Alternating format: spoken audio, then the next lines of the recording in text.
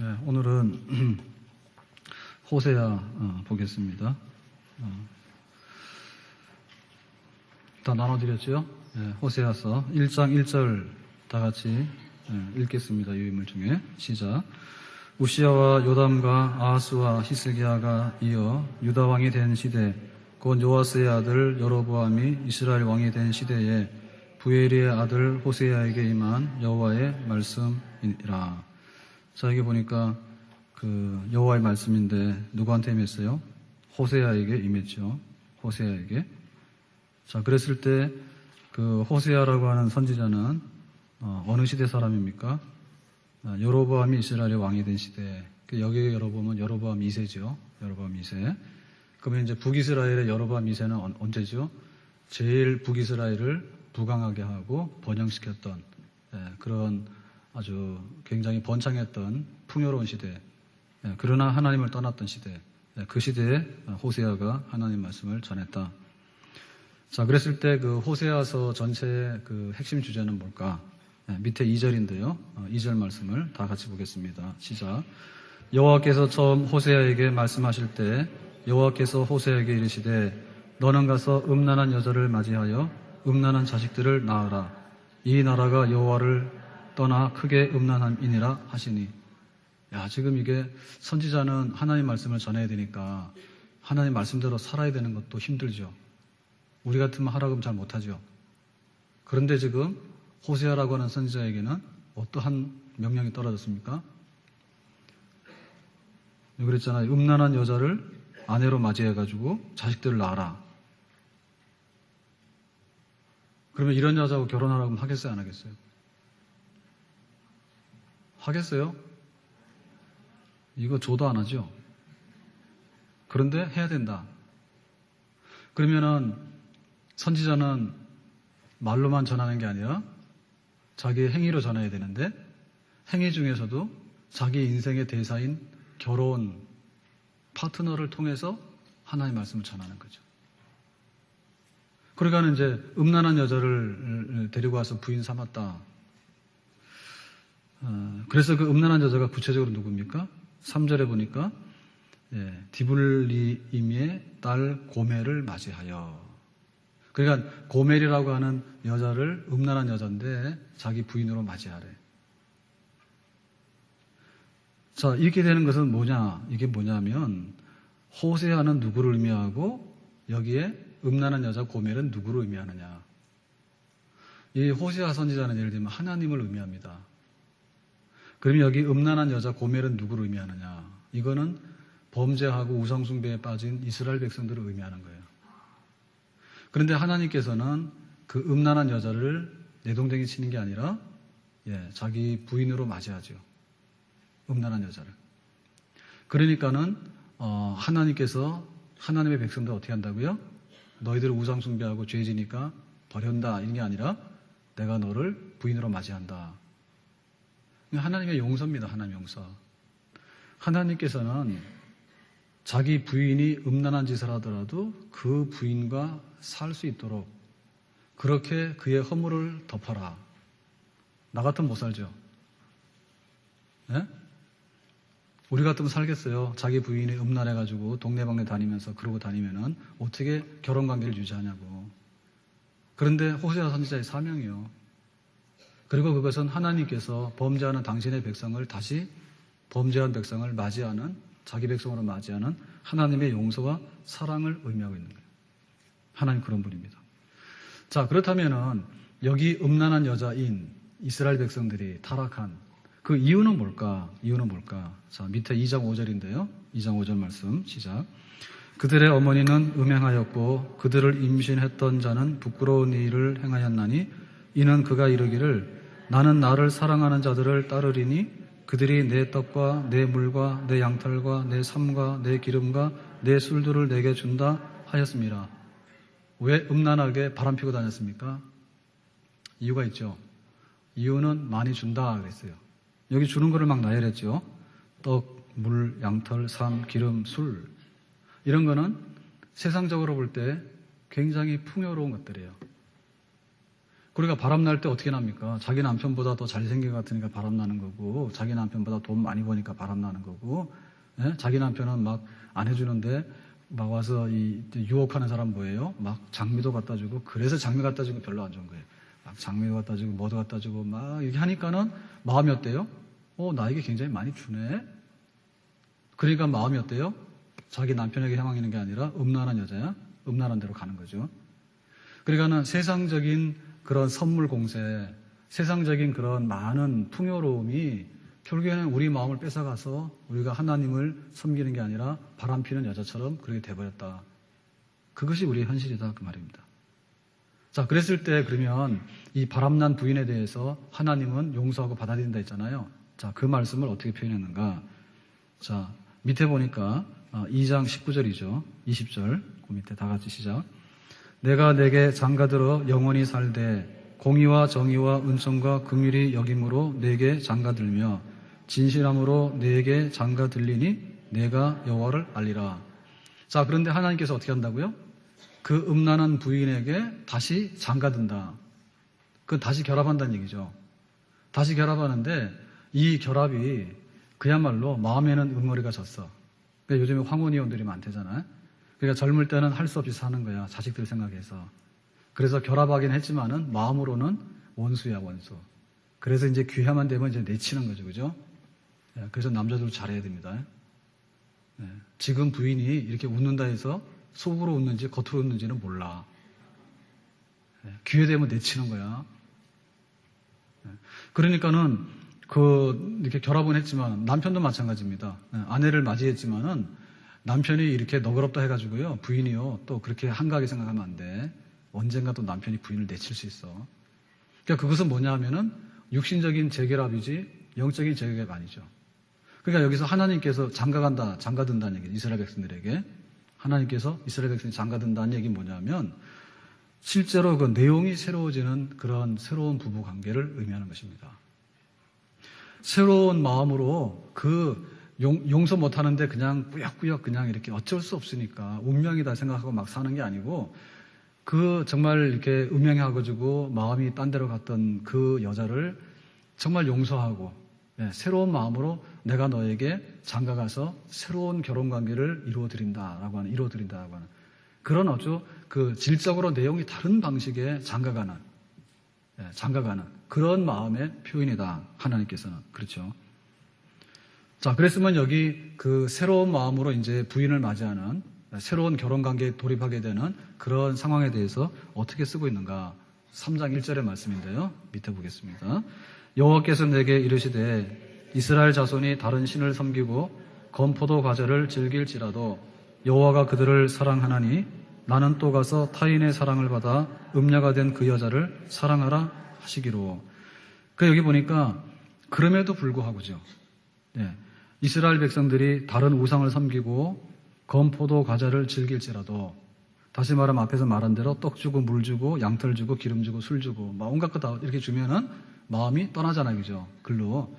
자, 이렇게 우상 숭배하고 세상적인 풍요 때문에 마음이 하나님께서 떠나간다 할지라도 그거에 상관하지 아니하고 그럼에도 불구하고 하나님께서는 그 백성을 사랑한다.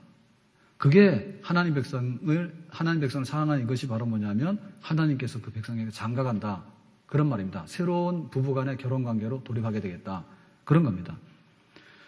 나는 또 가서 타인의 사랑을 받아 음녀가 된 그 여자를 사랑하라 하시기로. 그러니까 모든 허물을 덮고서 조건 불문하고 그야말로 이제 일방적인 사랑입니다. 일방적인 사랑.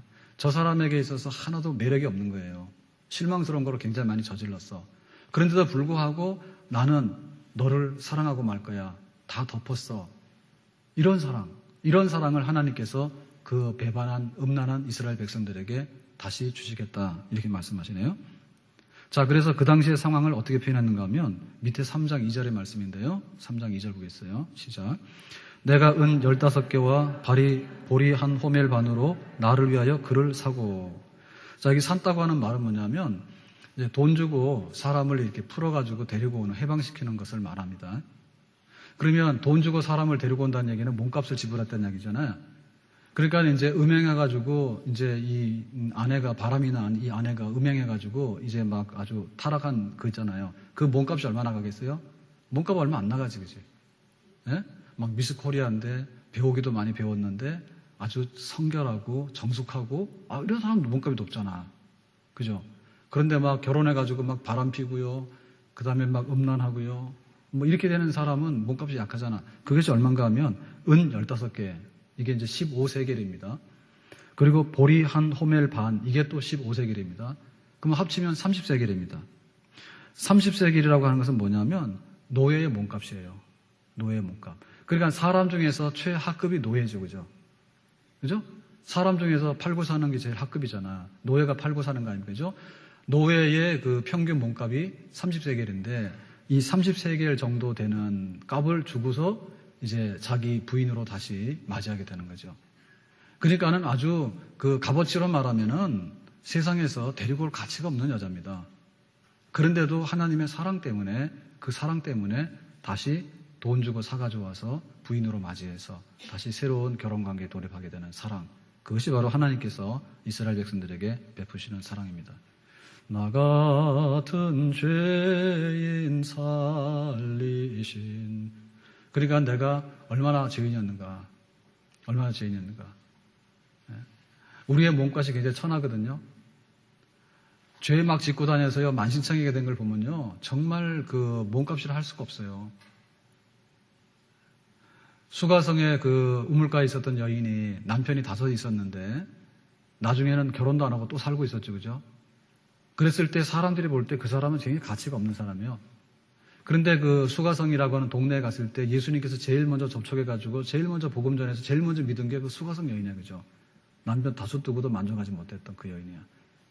그러니까 하나님께서는 조건 불문하고 굉장히 천에서 몸값이 노예값밖에 안 되는 그 여자를 받아들여가지고 당신의 백성으로 삼는 그 사랑을 베풀겠다, 그 얘기입니다.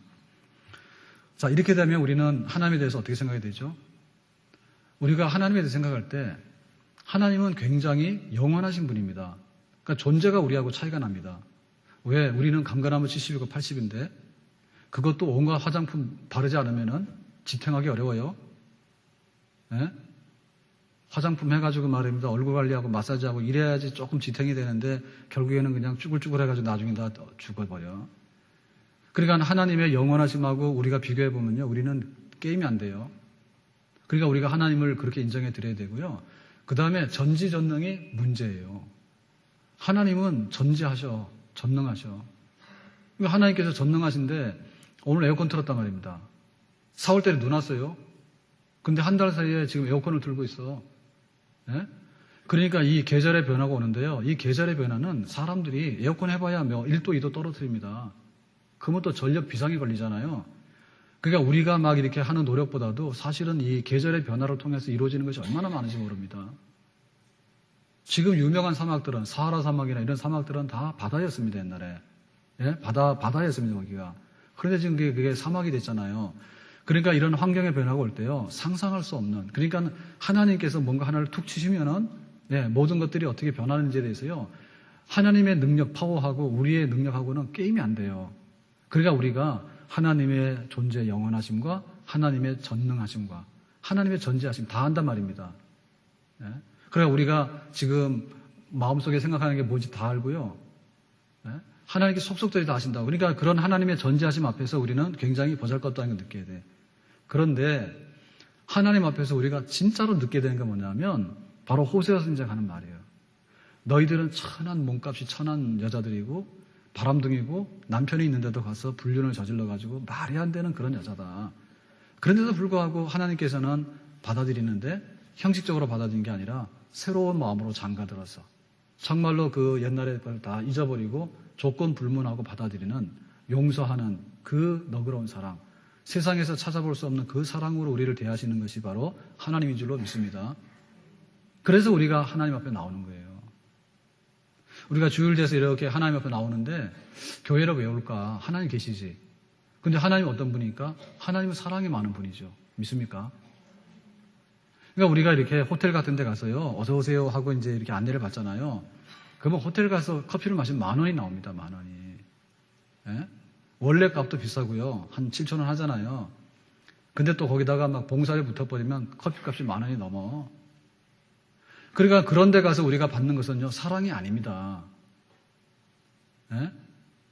가가지고요, 막 인사한다가, 백화점 가서 인사한다 가지고요, 내가 사랑받았다 생각하면 안 돼.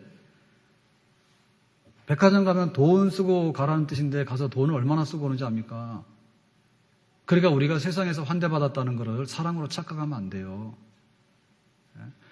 내가 그러함에도 불구하고 내가 빈털터리로 가서 그리고 막 범죄 행위를 하고요. 그럼에도 불구하고 그래도 눈 감아주고 다시 새로운 관계로 받아줄 수 있는 그 사랑, 그런 사랑을 하나님께서 우리에게 베푸시기 때문에 우리는 성전으로 나오고 하나님께 예배드리고 경배드리는 줄로 믿습니다. 그런 인격적인 하나님을 만나는 그런 우리의 하나님의 정말 사랑을 맛보는 그런 성도가 되기를 주의 이름으로 축원합니다. 자, 이제 4장 1절로 가서 다시 말씀합니다. 4장 1절 시작. 이스라엘 자손들아 여호와의 말씀을 들으라. 여호와께서 이 땅 주민과 논쟁하시나니 이 땅에는 진실도 없고 인애도 없고 하나님을 아는 지식도 없고. 갑자기 3장까지 용서하는 사랑으로 너희를 대하겠다라고 말씀하셔놓고 4장 1절로 가니까 이 땅 주민과 이스라엘 백성들과 뭐 하자고요? 논쟁하자 그러잖아요. 논쟁하자는 얘기는 뭐냐면 고소한다는 뜻입니다. 너희들은 이렇게 하기로 나하고 약속을 했는데 그거를 일방적으로 파괴했다. 그러니까 내가 너희들의 죄에 대해서 고소하겠다. 하나님께서 그렇게 말씀하신 거예요. 그러니까 이제 본격적으로 이스라엘의 그 잘못된 아까 말하는 고멜이라고 음행한 여자 있잖아요. 그죠? 음행한 여자와 같은 이스라엘 백성들의 부정한 삶을 고소하고 고발하는 거죠. 자, 그 내용이 뭡니까? 진실하지도 않고 인애도 없다. 진리도 없고 정말 긍휼과 자비도 없고 사랑도 없다. 그러니까 총체적으로 볼 때 그 하나님을 떠나 있는 그런 상태를 고발한다고 얘기합니다. 그러면 이러한 그 하나님을 떠나 있는 상태는 어떤 행위들로 표현되집니까? 자, 밑에 4장 2절인데요. 시작. 오직 저주와 속임과 살인과 도둑질과 간음뿐이요 포악하여 피가 피를 뒤이음이라. 그래서 여기 보니까 저주하는 일, 누가요? 이스라엘 백성들의 삶이 저주로 가득하고 속임, 눈을 속이는 거, 그 다음에 살인해서 사람을 죽이는 거, 그 다음에 도둑질하는 거, 그 다음에 간음하는 거, 포악하여서 피 흘리는 보복에 보복을 더하는 거. 그러니까 그와 같은 엄청난 일들이 이루어지는데 그것이 바로 하나님을 떠나서 음행했던 고멜 같은 그 여자들의 삶에 나타나는 실제 범죄 사실들이에요. 그러니까 우리가 하나님의 사랑을 깨달을 때요, 아, 하나님께서 나에게 뭘 사랑하시는가? 왜 나에겐 로또가 안 될까? 하나님께서 나에게 사랑하시면 막 우리 아들들이 엄청 똑똑하거나 엄청 잘나거나 그래야 되는데 왜 그럴까? 하나님 나를 사랑하시면 막 기도만 하면 막 동에서 번쩍 서에서 번쩍 해가지고 뭐가 돼야 되는데 왜 나에게는 그런 일이 안 일어날까라는 생각을 많이 해요. 그렇게 되니까 하나님의 사랑을 못 깨닫는 거예요. 여러분, 우리가 하나님의 사랑을 깨달으려고 하면 내가 죄인이고 내가 범죄합니다. 그거를 알 때 그럼에도 불구하고 하나님께서 덮어주시는 그 사랑을 내가 인정하게 되고 그 사랑을 느끼게 되고 깨달을 줄로 믿습니다. 그리고 우리 자녀들이 부모의 사랑을 많이 깨달았다는 얘기는 뭐냐면 내가 분명히 잘못했어요. 그랬는데 부모님이 오히려 눈물 흘리시면서 내가 너에게 참 잘못 가르친 것 같아. 내가 부족해. 그런 얘기를 하게 되면요. 자녀들은요. 정말 가슴 뜨끔해가지고요. 아, 내가 잘못됐지. 그런데 우리 부모님이 왜 이렇게 나를 덮어주고 나를 다시 용납해 주실까? 그 사랑 깨닫거든요. 그런 겁니다.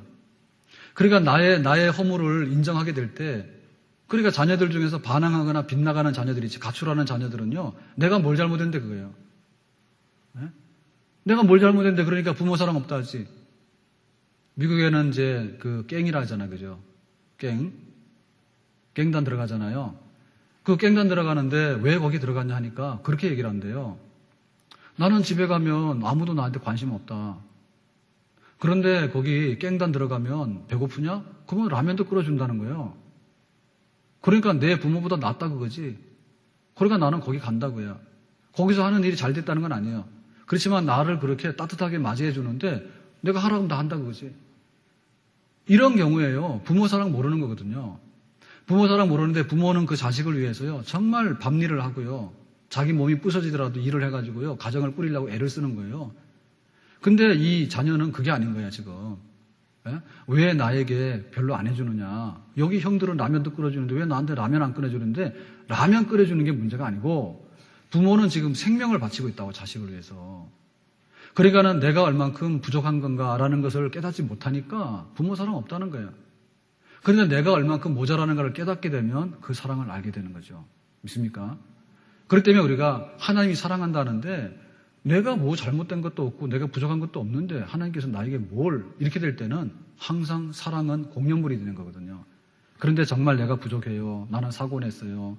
하나님 앞에 내가 받은 거는 많은데 감사하지 못했어요. 라고 하는 정말 하나님 앞에서 고소했을 때 야, 내가 사실이 그런 사람이구나. 그거를 인정하게 될 때 그럼에도 불구하고 하나님께서 넉넉하게 대해주시는 것이 고맙다라고 하는 하나님의 사랑을 느끼는 줄로 믿습니다.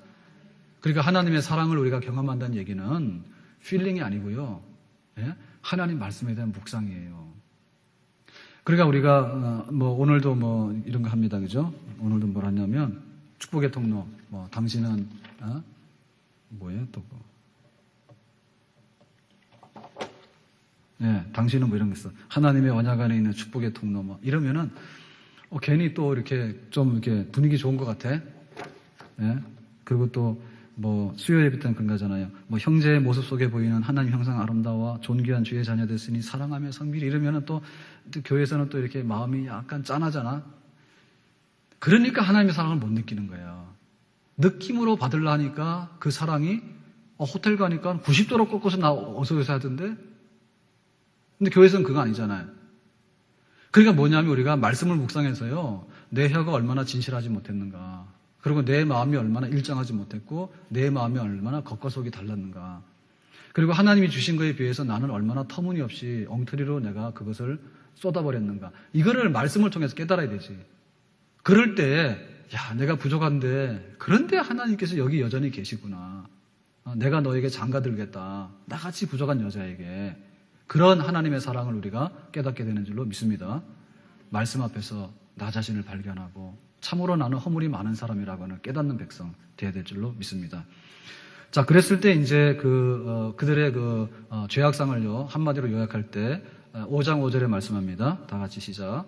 이스라엘의 교만이 그 얼굴에 드러났나니 그 죄악으로 말미암아 이스라엘과 에브라임이 넘어지고 유다도 그들과 함께 넘어지리라.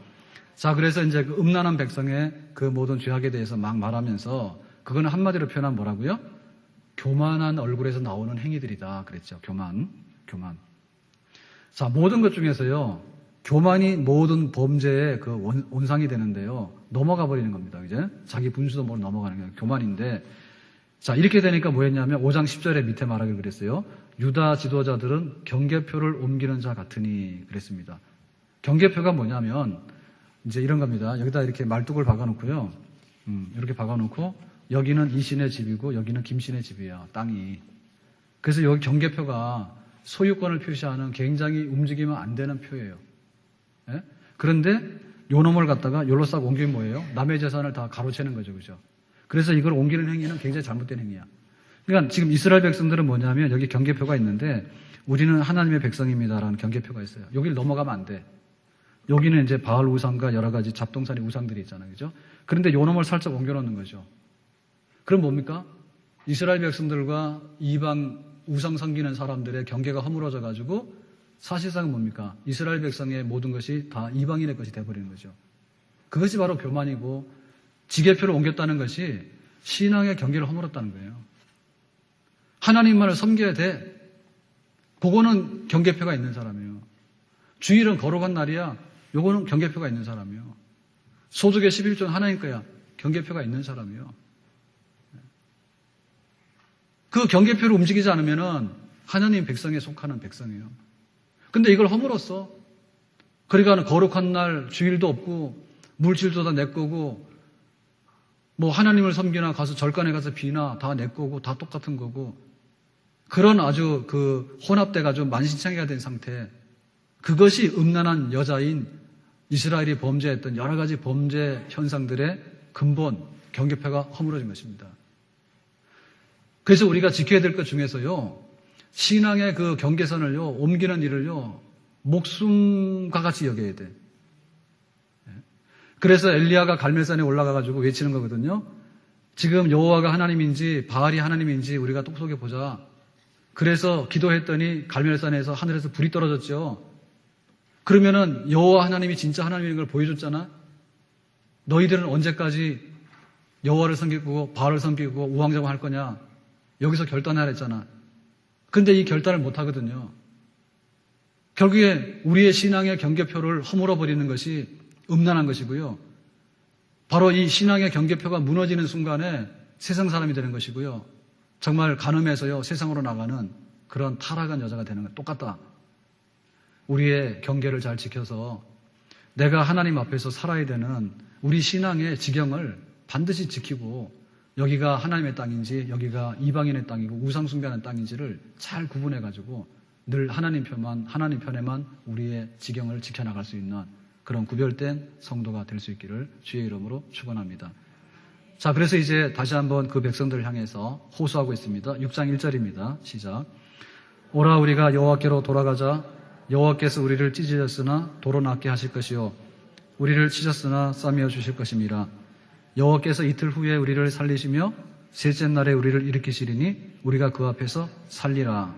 자, 여기 보면 하나님께로 돌아가야 되는데 돌아갈 때 어떤 일이 벌어진다고요? 찢었지만은 낫게 할 것이고 때렸지만은 싸매어 주신다 했죠. 그러니까 이 결과를 보면은 돌아가야 되겠죠. 하나님께로 돌아가게 되면 싸매어 가지고 치료하신 역사였잖아요. 그런데 얼만큼 빨리 치료한다고요? 이틀 후에 우리를 살리리는데 셋째 날에 우리를 일으키시리라. 예수님께서 3일 만에 부활하신 것처럼 우리의 상태가 하나님의 심판과 저주를 받았다 할지라도 하나님께 돌아가면 3일 만에, 3일이라는 게 신속하다는 뜻입니다. 신속하게 찢었던 것을 도로 낫게 하실 것이고 치셨던 것을 싸매어가지고 고쳐내시는 그런 역사가 하나님께 돌아가는 백성들에게 있게 되는 줄로 믿습니다. 어떻게 우리가 하나님 앞에 갈 것인가에 대해서 하나님께로 돌아가는 거예요. 집 나간 탕자가 나가서 막 친구들하고 막 흥청망청 돈 쓰지 않습니까? 그러다 나중에 돈 다 떨어지니까 남의 집에 하인으로 들어가가지고 그 집에서 이제 노동하고 나중에는 그 기근이 드니까 돼지 지엽 열매, 제일 못 먹는 짐승들이랑 먹는 그런 열매를 먹잖아요. 그러다 나중에 깨달아가지고 이건 아니다. 아버지 집에 간다 돌아가잖아요. 늦게 돌아가면 늦게 돌아갈수록 손해입니다. 빨리 돌아가면 빨리 돌아갈수록 이익입니다. 가출하는 아이들이요, 순간적으로 이렇게 나갈 수 있어요. 그런데 3일 안에 들어가면 괜찮아. 3년 만에 들어가면 큰일 나요. 우리가 부부간에도 다툼이 있잖아요. 부부간에 다툼이 있는데 그냥 해지면은 아유 오늘 없던 걸로 하자 하고 무효하고 가면은 칼로 물베깁니다. 근데 부부간에도요 칼로 물베기 아니라요 칼로 사람 목숨을 베. 끝장나는 거예요. 우리가 어떻게 돌아가는가 굉장히 중요해. 그런데 하나님과의 관계가 그겁니다. 교만해서 경계표를 옮겨가지고 음란해가지고 멀리 나갔단 말이에요. 멀리 갔는데 멀리 가면 갈수록 수렁에 빠지고 터지고 병나는 거거든요. 그러니까 하나님께 빨리 돌아오는 거예요. 그게 바로 하나님께서 고멜과 같은 음란한 여자도 다시 내가 받아들여가지고 장가갈 마음이 있는데 그 여자에게 내 백성들이 나에게로 돌아온다 하면 나는 언제라도 받아줄 수 있다고 하는 것이 하나님께서 열린 가슴으로 우리를 기다리는 그런 하나님의 사랑인 줄로 믿습니다. 하나님께 돌아가는 운동이 신앙운동이에요. 하나님께 돌아가는 운동이 우리 가족 회복의 운동입니다. 하나님께 돌아가는 운동이 교회 부흥의 운동입니다. 우리가 어떻게 하나님께 다시 돌아갈 것인가? 하나님과의 관계를 우리가 어떻게 새롭게 할 것인가? 하나님께로 돌아가는 것은요, 결과가 있는 일입니다, 결과가. 그렇지만 하나님을 떠나는 일은 망하는 길이고요, 저주받는 길이다. 여호와께로 돌아갑시다. 자, 밑에 6장 3절입니다. 시작. 그러므로 우리가 여호와를 알자. 힘써 여호와를 알자. 그의 나타나심은 새벽빛같이 어김없나니 비와 같이 땅을 적시는 늦은 비와 같이 우리에게 임하시리라 하니라. 자, 하나님께로 돌아가는데 돌아가는 얘기는 뭡니까? 여호와를 알고라고 하는 것, 동격입니다. 그러니까 여호와를 안다고 하는 것은 뭐냐면 하나님 나 오늘 교회 왔어요. 지난주에 교회 안 오고 가다가 접촉사고 났어요. 그러니까는 깨림식에서 오늘은 예배나 드리고 갈랍니다. 요거는 돌아오는 게 아니에요. 여기 여호와께 돌아온다는 얘기는 여호와를 안다는 얘기인데, 안다는 얘기는 뭐냐면 내 삶 속에서 정말 하나님 앞에서 이렇게 살고 싶은 마음으로서 하나님께 오는 것을 말하는 거예요. 그냥 액땜하러 오는 게 아닙니다. 진심으로 주님을 사랑해서 내 삶 속에서 주님과 함께 살아가고자 하는 그런 열심을 가지고 내가 주님 품 안에 들어왔습니다. 이런 얘기입니다. 그러니까는 가출했다가 그 돌아오는 아이들 중에 두 종류가 있을 수 있는데요. 나가니까 밥 주는 사람도 없지, 배고프지, 용돈 떨어졌지. 그러니까 들어오는 거야. 와가지고는 반신반의하는 거지. 부모님이 나한테 좀 잘해주면 내가 집에 있을 거고, 안 해주면 또 튀어버린다. 이런 건 돌아오는 게 아니에요. 돌아올 때 알고 돌아오는 건데, 야, 내가 지금 이럴 때가 아니야. 내가 지금 학교 가서 공부할 때고, 우리 부모님이 오직 어려웠으면 나에게 용돈 좀 덜 줬을까. 내가 부모님 보태야 되겠다. 요거는 완전히 깨닫고요. 부모님의 사랑이 뭔가를 알고 돌아오는 건데, 요렇게 들어올 때 쏙 들어오는 겁니다. 쏙 들어올 때 하나님께 돌아오는 것으로 인정받는 줄로 믿습니다. 그렇게 될 때 어떻게 되냐면 새벽 빛같이 어김없이 하나님이 나타내신다 했거든요. 여기 나타낸다고 하는 것은 하나님의 임재인데, 여러분 새벽에 오게 되면 어떤 일이 일어나죠? 밤새 보신 분들 알 거예요. 근데 꼴딱 밤을 새는 거 있잖아요. 진짜 밤을 새는 거예요. 그러면은 밤이 어두웠다가요, 어느 순간인가 먼 동이 틉니다. 꼭 본 것처럼 말하지. 근데 저는 언제 대학부 할 때요, 대학생들 할 때, 우리 교사 선생님 부장 집사님이, 낚시를 가자 해가지고요, 그 임원하고, 저는 대학부 지도하는 목사인데, 처음으로 어디 저쪽에 저수지에 돈 내고 하는 낚시 있잖아요. 그거 가지고 향을 하죠, 이스라엘 잉어. 이만한 거. 그게 내 낚시에 걸렸어요. 자기가 와서 걸렸어요. 그랬는데 그날 밤을 꼬박 샜잖아요. 그 낚시 가니까 자는 사람도 있지만 저 같은 경우는 이제 점 가자 해서 갔으니까 애들하고 따라갔으니까요. 밤을 진짜 샜어요. 그랬는데 갔다 와서요. 한 일주일을 헤맸어요. 완전 밤새. 그래서 낚시꾼은 진짜 나하고는 상종을 못할 인간들이. 진짜 막 이렇게 새벽이 밝아오는데 그때까지 눈 뜨고 있으면요. 몸에 진짜 해롭더라고. 꼬박 새는 거예요. 굉장히 힘든 거예요. 그런데 어둠이 지나고 새벽이 되면요, 이제 뭐 지구가 이렇게 자전해가지고 탁 들어오잖아요, 그죠? 그런데 그 새벽은 누구도 못 막아요. 뭐 손바닥으로 이렇게 가린다 해가 될 일이 아닙니다. 새벽이 되면요, 빛이 쫙 들어오면서요, 날이 밝아지는데요, 그것은 일정합니다. 밤이 지나서 시간이 딱 돌아오면 새벽이 되면요, 싹 동이 트기 시작하는데요, 새벽이 오는 거예요. 하나님께로 돌아가게 되면 반드시 하나님께서 우리에게 새벽빛과 같이 우리에게 임하셔서 우리에게 와주시고 우리를 영접해 주시는 그런 역사가 있는 줄로 믿습니다. 그것이 어떻게 표현되는가 하면 비와 같이, 땅을 적시는 늦은 비와 같이 그랬어요. 여기 있는 앞에 있는 비는 뭐냐면 이른비입니다. 이른비. 씨를 뿌릴 때 비가 오는 비를 말하는 거예요. 그래서 싹이 나잖아요. 늦은 비는 뭐냐면 추수될 때, 쭉정이가 되면 안 되잖아요. 추수할 때. 그때 비가 와야지 알곡으로 연결거든요. 그러니까 결정적으로 이른 비와 늦은 비가 뭐냐면 축복을 상징하는 거예요.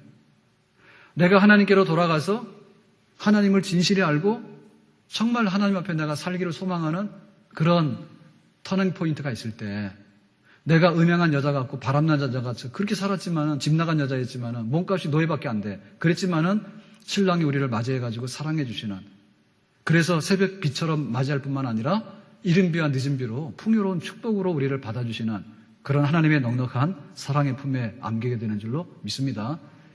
그래서 우리가 하나님께로 돌아가는 것은요, 수지 맞는 일입니다. 하나님께로 돌아가는 일은요, 수지 맞는 일이에요. 하나님께로 멀어지는 일은요, 망하는 길이에요. 그래서 성경 룻기에 보면 나오미가 남편 엘리멜렉하고 두 아들 기론과 말론하고 이사 가죠, 그죠, 모압으로. 모압 땅에 가서 이사 갔는데 결국에는 뭐냐면 남편이 죽었어. 근데 눈치를 못 챘어. 그랬더니 아들이 기론이 죽는 거예요. 그래도 눈치를 못 챘어. 그때 말론이 죽는 거예요. 그때서야 이제 눈치를 챈 겁니다. 왜 남편이 죽고 왜 두 아들이 죽었을까? 결혼까지 했는데 자식들도 생기지 않았는데 죽어버렸으니까 과부 혼자 됐고, 그 다음에 과부 며느리 둘이 남았잖아요.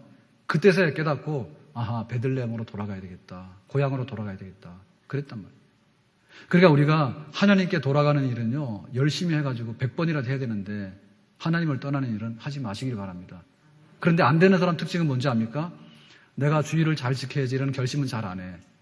에이, 내가 주일날 내가 볼일 봐야 되겠다. 그 결심은 잘하더라고. 그러니까 안 되는 사람 특징은 뭐냐면 하지 말라고 하는 것은 과감하게 합니다. 범죄자들이 그런 거예요. 바늘도둑이 나중에 소도둑 되고 살인자 되잖아요. 그럴 때 보면 뭐냐면 죄를 짓는데 우리 같은 사람은 간이 작아서 못해요. 그런데 죄를 짓고 또 짓고 또 짓고 하는 사람도 있잖아요. 그런 사람들은 뭐냐면 죄 짓는 데 간이 커요. 그래서 그냥 콱 저지르는 거예요, 나중에는. 그거는 안 되는 사람의 전형입니다. 근데 되는 사람은 뭐냐면 죄를 지라 그러면요. 손이 떨려서 못해. 그리고 한번 실수했더라도 다시는 안 해. 내가 가서 콩밥 먹을 다시는 안 해. 그래 결단하는 거예요. 그래서 우리가 하나님을 떠나는 결단은 천천히 하시고요. 하면 안 돼. 아니 성경 뭐하러 읽어. 새벽기도 멀쩡히 나오다 새벽기도 안 나온단 말이에요. 아니 기도 하나하나는 똑같다고. 그렇게 하시면 안 되지. 그러니까 하나님은 멀리 가는 결정을 하시면 안 되고요. 하나님께로 돌아오는 결정은 빨리빨리 해가지고 힘써 여호와를 아는 운동에 동참하게 될 때 너의 영혼이 잘된 같이 범사가 잘되고 강건한 그런 축복이 있는 줄로 믿습니다. 아멘. 자, 7장 7절입니다. 다 같이 시작. 그들이 다 화덕같이 뜨거워져서 그 재판장들을 삼키며 그들의 왕들을 다 엎드러지게 하며 그들 중에 내게 부르짖는 자가 하나도 없도다. 자, 지금 왕들이 엎어지는데 왕들이 엎어진다는 얘기는 뭐냐면 왕을 살해해가지고 또 다른 왕이 되고 또 그 왕이 피살당해가지고 또 다른 왕이 되고 이런 식으로 북이스라엘의 역사가 피 흘리는 그런 구테타의 역사다. 그거를 말하는 거거든요. 그러니까 그 현상을 뭐라고 했냐면 화덕같이 뜨거워지며 그랬어. 화덕이라는 게 그거 아닙니까? 이렇게 화로에다가 불을 넣어가지고 때우는 거 아니죠? 그게 얼마나 뜨끈뜨끈해, 그죠? 그놈이 엎어지면 어떻게 됩니까? 다 화상 다 입지. 그러니까는 그 악으로 뜨거워지는 그 화롯불 같은 그놈이 쏟아지게 되니까 여기도 화상 입고 저기도 화상 입잖아요. 그래서 스가랴가 왕이 됐는데 살룸에게 피살당합니다. 그러면 이제 새로운 왕조가 생기는 겁니다. 그러면 살룸이 피살당하는데 무나임에게 피살당해. 그러면 무나임 왕조가 생기는 거예요. 그러면 또 무나임이 부가히야에게 피살당해. 그러면 또 새로운 왕조가 생기는 거예요. 그러면은 이제 부가히야는 베가에게 피살당해. 그러면 베가가 또 새로운 왕조가 되는 거예요. 그러면 또 베가가 호세아에게 피살당해. 그러면 또 새로운 왕이 호세아예요. 그러니까 북이스라엘의 역사는 남쪽 유다의 다윗 왕의 혈통과는 달라요. 남쪽 유다는 뭐냐면 모두가 다 다윗 혈통에서 왕이 되는 거예요. 근데 북이스라엘의 짧은 역사는 뭐냐면 그야말로 피 흘리는 반역의 역사, 살인의 역사로 인해 가지고 점철하다가 나중에는 아수르에 멸망하는 그런 역사가 있었다. 그러니까 한마디로 말하면 북이스라엘 역사에 피 흘리는 불행한 역사를 말하는 거예요. 자, 이렇게 되는 그 현상은 왜 나오게 됐냐 하면 밑에 8절인데, 자, 8절 한번 보겠어요. 시작. 에브라임이 여러 민족 가운데서 혼합되니 그는 곧 뒤집지 않은 전병이로다. 자, 전병인데요. 전병이 예를 들면 붙인 게 아닙니까? 그죠? 호떡. 근데 이게 뭐예요? 뒤집지 않은 전병이니까 어떻게 돼요? 제가 계란을 옛날에 엄청 많이 먹었거든요. 계란을. 그래서 이제 새벽 예배를 가게 되면 제 전도사 때 새벽 기도 해라 그러면은 목사님 새벽 기도 해라 그러면 이 전도사 해라 그러면은 이제 밤 12시 때 전화 오죠. 그러면 이제 해야 되는 거야. 그러면 이제 또 저희 어머니가 그랬어요. 그 계란에다가 참기름을 해가지고요. 새벽에 갈 때 이 목소리 좋아지라고. 근데 제가 생계란을 굉장히 많이 먹었는데 그것만이 아니고 저는 그 전에요. 생계란 굉장히 좋아했어요. 후라이는 안 먹었어요. 생계란 얼마나 먹었는지 계란을 좋아해가지고. 그래서 그런 건 아니지만은 지금 고지혈 콜레스테롤이 높아가지고 계란하고는 안녕했습니다. 그래서 지금 제가 제일 먹고 싶은 거는 계란입니다. 계란 진짜 좋아하는데 계란을 콜레스테롤 높다 해서 못 먹어요.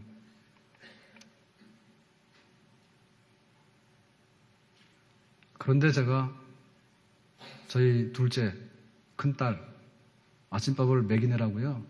계란 후라이를 합니다, 요새. 밥을 안 먹고 가서 잡아놓고는 밥 먹으라 해가지고 계란 후라이를 해가지고 딱 얹어주고 먹고 가라 그러지, 이제. 근데 계란 후라이를 어떻게 하는지를 몰라가지고 기억이 잘 안 나는 거예요. 식용유를 부어야지 안 탄다는 거를 몇 번 실패하고 나서 알았어요. 또 식용유 부어야 되는 것 같은데요. 저희 집 사람은 뭐 딸이 가든 밥 먹고 가든 배고프고 가든 그냥 자고 있어요. 안 일어나요. 그래 이제 제가 제 6시 45분 되면은 이제 막 급하게 이제 그거라도 먹여서 보내라고. 제가 아빠가 굉장히 사랑이 많은 아빠예요. 저희 집 사람은 사랑이 있긴 있겠지만은 표현이 안 나옵니다. 그런데 그거 안 되더라고요. 그래서 보니까 이거 식용유도 좀 이렇게 넣어야 되는 것 같고요. 그래야지 안 붙는 것 같아. 후라이팬에 안 붙는 것 같아. 근데 문제는 뭐냐면 어떨 때 보면 이거 뭐예요? 저 서양 사람들 먹는 뭐 계란 이렇게 해서 막 이렇게 섞어가지고 나오는 거 뭐라고 그러죠 그거? 뭐요? 스크램블. 스크램블이 영어요. 이렇게 뭐 뒤집다 이런 뜻이지. 스크램블 막 이렇게 해서 하는 거. 그거를 주로 했다니까. 못 해가지고 막 이렇게 해가지고. 근데 그거는 좀 포용이 안 되잖아요. 그래서 한 번은 뒤집었다니까 성공해가지고요. 이렇게 해가지고 탁 뒤집으니까 딱 돼가지고 제대로 부어졌어. 지금 전병 설명하려다 시간 다 갔어. 뒤집자는 전병 그거예요. 생밀가루. 위에는 생밀가루, 밑에는 다 탄 새카만 밀가루. 그게 전병이요. 뒤집자는 전병이요. 그러니까 이스라엘 백성들의 상태가 그거예요. 막 왕들이 피 흘리고 죽어나가고 엉망된 나중에는 아수르에 망하는 그 비극적인 역사는 뭐냐면 뒤집자는 전병의 역사의 결말이다. 이게 하나님 앞에서 은혜를 받아가지고 요렇게 뒤집고 저렇게 뒤집고 때를 따라 은혜가 있어야지 정상적인 축복의 사람이 되죠. 아멘? 그런데 완전히 생밀가루입니다. 이게 흔적이 없어요. 뭐 예배고 뭐고 와야지. 안 오는 거예요. 그러니까 이게 손이 갈 수가 없잖아. 하나님 은혜가 갈 수가 없잖아. 그 은혜 받는데 와야 됩니다. 아멘? 뭔가 뭐 말씀도 듣고 뭐 기도도 하고 뭐 해야지 뭐가 이렇게 뭐 구워지고 뭐 익어져서 이게 제대로 먹을 수 있는 게 되는 거지. 생밀가루도 되는가요? 안 오는데. 그런데 가끔 와요. 가끔. 예, 가끔 와서 그럽니다. 주일날 새벽에 왜 새벽기도 안 합니까? 이래 와가지고 우리 안 해요. 주일날 새벽기도는. 올라서 뭐 금도하는 데 와가지고는 명절날 문 닫아놓으면요. 왜 교회가 또 문을 닫아놓냐 또 이런다니까 와가지고. 예? 성찬식이 얼마나 귀한 게 성찬식인지 압니까? 그런데 와서 그래요. 오래간만에 왔더니 성찬한다고 또 나가버려요. 예? 먹을 때는 가서요, 막 포도주냥 막 팥마시더만 와가지고 교회에서는 예수님 피다그로 조금 주니까요. 이게 또 불만인지 하여튼 간에 성찬은 또 눈에 안 들어오는 거야. 늘 눈물로서 섬겨도 못다 한다. 막 우리 일국으로 성찬하는데요. 이 떡과 포도주 너무 시시하게 보이거든. 이거 술집 가서 다니는 사람들 볼 때는. 그러니까 성찬이 뭐냐고 또 그냥 또 간다니까 끝에까지 있지도 않고. 그러니까 이건 뭐냐 새카만 거죠 와서. 그래가지고 듣는 귀는 또 얼마나 발달했는지 모릅니다. 그래서 뭐라 말하다가 아이고 헌금도 하고 뭐 해야지 그러면요. 또 막 교회 오니까요. 막 헌금을 강요했다 그럽니다. 언제 했는데 자기가 그렇게 들어서 그렇지. 새까맣게 타가지고 말입니다. 예? 그럼 막 주일 성수도 하고 열심히 해야 됩니다. 그랬더니 막 신앙을 말이야 막 바리새인적으로 한다고 말이야. 율법주의라고 말이야. 우리가 언제 복음주의지 율법주의야? 왜 기가 막힌다 와가지고 가끔 나타나가지고요. 막 그럽니다. 교회가 뭐가 뭐 복음 뭐 율법주의라고 어떻게 뭐 이건 구약 시대냐 우리가 뭐 헌금을 하게 막 그러고요. 헌금 안 하면 누가 하는데? 지나가는 스님이 여기다 시주하고 가는가? 당장에 말이야 에어컨 안 틀면 덥다고 말이야 이거 막 하잖아요. 그거는 누가 하는데? 우리가 헌금해서 하는 건데. 말도 안 되는 소리. 가가지고는 호텔 가가지고 막 3,000원짜리 부가세는 팍팍 내면서 말입니다. 교회 와가지고 말이야. 헌금하는데 10,000원짜리 나오면요. 잘못 나왔다가 집어넣고 기어이 1,000원짜리 꺼낸다니까요. 시작하면 사람들 타가지고. 예? 요거 완전히 타거나 아니면 생밀가루거나 하기 때문에 이게 먹을 수가 없잖아요. 하나님께서 은혜 주셨는데. 그러니까 나중에는 말이야 서로 간에 피 흘리고 물고 물다가는 나중에는 다 멸망해버리면 불쌍한 사람 되는 거죠. 자, 8장 1절입니다. 시작. 나팔을 내 입에 댈지어다 원수가 독수리처럼 여호와의 집에 덮치리니 이는 그들이 내 언약을 어기며 내 율법을 범하니로다. 독수리가 여호와의 집에 덮치는 거예요. 독수리가 덮치면 애도 잡아가죠. 정아 애기 낳아가지고 얼마나 자랑스러운지요. 애를 막 이르고는 앞에도 안고 박정아 막 이렇게 하는데 살 좀 빼라 빨리 가서 산모라고 막 이렇게 해가지고는 애를 갖다가 막 그래. 그런데 뭐라 했지? 옛날에는 시골에서 애들 놔두면요, 뭐 이렇게 막 독수리나 수리 이런 게 오면 애도 체간돼 있어요. 그러면 그렇게 하면 안 돼요. 되게 위험하거든요. 그러니까 이건 비상사태입니다. 독수리가 딱 덮친다는 얘기는 뭐냐면 마귀들도 믿는 사람 잡아간다는 얘기예요. 예? 그렇기 때문에 정신을 차려야 되는데 그렇게 되면 뭐냐면 나팔을 내 입에 댈 자다 했어. 그러니까 나팔 부는 건 뭐냐면 비상을 선포하는 거예요. 이건 나팔 부는 건 파수꾼입니다. 지금 군인들이 자잖아. 그러면 불침범 쓰고 있다. 무슨 비상하잖아요. 그럼 나팔을 불어야 돼요. 그래야지 빨리 일어나서 어떻게 하지. 그런 상태에 돌입해 있으니까 하나님 앞에서 우리가 어떻게 영적으로 각성해야 될 것인가. 그게 선지자의 몫입니다. 선지자의 몫입니다. 그러니까 선지자가 와가지고요. 잘 되니까 계속 그렇게 살아라고 하면 독수리가 와서 아기 채가라. 그런 뜻이 똑같은 거야. 그렇게 하면 안 되기 때문에 하나님 앞에서 생밀가루나 타는 밀가루 안 되니까 적당히 은혜 받고 은혜롭게 가라 하고 말해주는 게 그게 바로 교회의 메시지고 하나님 앞에 들어야 될 우리의 귀인 줄로 믿습니다. 그걸 들어야지 우리가 독수리가 오는 위기 상황을 파악하고 물리칠 수가 있는 거예요. 자, 그래서 오늘 마지막 절로 뛰어넘어서 가겠습니다. 자, 14장 1절입니다. 끝에 가서요. 다 같이 시작. 이스라엘아 내 하나님 여호와께로 돌아오라. 내가 불의함으로 말미암아 엎드러졌느니라.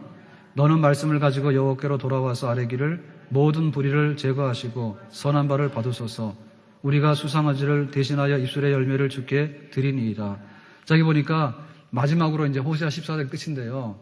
마지막에는 뭐냐면 여호와께 돌아오라고 다시 한번 초청하는 겁니다. 호소하는 겁니다. 그러니까 이 얘기는 무슨 얘기냐면 너희들이 독수리가 와서 확 날개 채가듯이 너희들은 다 먹히고 말 거다. 파멸당하고 말 거다. 그렇게 하는 얘기가 아니라 나중에는 하나님께로 돌아오게 되면은 하나님께서 너희들을 새롭게 해주실 것이라고 하는 그런 희망을 얘기하고 있어요. 희망. 그래서 우리는 하나님 앞에 어떤 징계를 받거나 혹은 따끔한 책망을 받더라도요. 그 책망이 아니라는 걸 알아야 돼요. 아멘? 그 책망이 아주 잡아가서 그냥 가둬버리는 것이면 우리는 끝장나는 책망이잖아요. 근데 하나님 말씀 그게 아니라 책망은 내일의 희망을 약속해서 돌아오라고 하는 뜻입니다. 하나님께서는 우리를 너그럽게 돌아오라고 초대하시는 그 마음을 가지고 우리에게 하실 말씀을 맺는 하나님 말씀의 끝은 돌아오는 자에게 다시 복을 주시겠다는 것이 바로 하나님의 메시지인 줄로 믿습니다. 우리가 그걸 받아야 됩니다. 자, 끝에 보니까 14장 5절에 그 하나님께서 어떻게 우리를 새롭게 복 주시는가에 대해서 기록하는데요. 다 같이 시작. 내가 이스라엘에게 이슬과 같으리니 그가 백합화 같이 피겠고 레바논 백향목 같이 뿌리가 박힐 것이라. 자, 여기 세 가지가 등장했어요. 첫 번째 이슬, 두 번째 백합화, 세 번째 백향목이에요. 셋 중에 빼놓을 수 있는 게 아무것도 없어. 자, 이슬이라고 하는 건 뭐냐면 생명의 그 결정체가 이슬입니다. 이슬 한 방울 안 내리면 완전 죽음이에요. 여름에 소낙비가 쏟아지지 않아도요, 살아갈 수 있어요. 이슬만 내려도. 척박한 땅에는요, 이슬 가지고 농사를 지어요. 그러니까 이슬은 생명의 양식이에요. 그러니까 또 이슬 생각나네. 그 이슬이 뭐예요? 진로. 예? 또 술꾼들은 그거 또 알코올 이슬인가? 그거 아니고 하나님께서 주신 이슬을. 그러니까 그야말로 생명을 촉촉히 적실 수 있는 그런 생명의 수분.